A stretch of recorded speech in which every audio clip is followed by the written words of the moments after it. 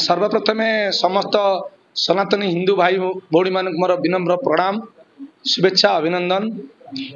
देखु आमर विश्व हिंदू परिषद स्थापना दिवस 61तम स्थापना दिवस गत अगस्ट 16 तारिख आरंभ हो 24 तारिख उद्यापन हेब।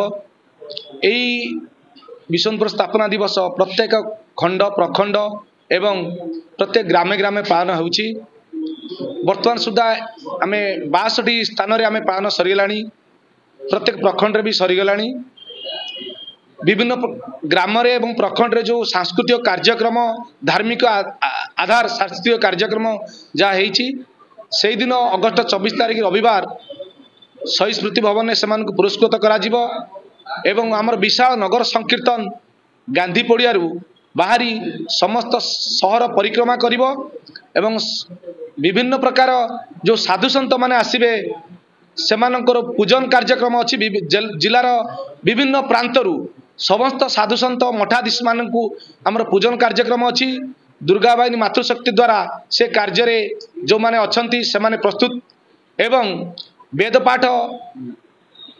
पाठ पाई आमर प्रांतरू विभिन्न प्रांतरू पिला माने भी आछंती वेद पाठ करा जिवो एवं सांस्कृतिक कार्यक्रम राधा कृष्णकर आधारित विभिन्न प्रकार राम आधारित विभिन्न प्रकार सांस्कृतिक कार्यक्रम हेब।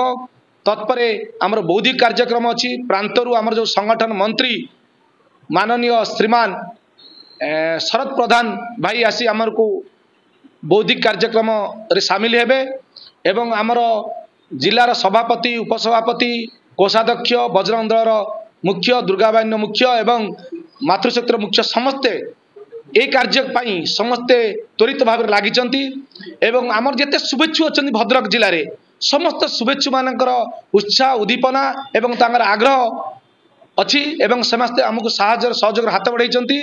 आगामी 24 तारिख मु आपण मान माध्यम निवेदन करुच्ची यह केमिति सरस सुंदर भव्य हम आपण माने सहयोग करिवे एवं समस्त सनातनी हिंदू मानकु भाई भौणी मानक निवेदन करुच्ची अनुरोध करुच्ची से माने संकीर्तन कार्यक्रम रे जोग देबे एवं यही संकीर्तन कार्यक्रम को आउरी माने आडंबर सहकार्य करिवे एतिक मोर समस्त सनातन हिंदू भाई मानक निवेदन आपण माध्यम रे।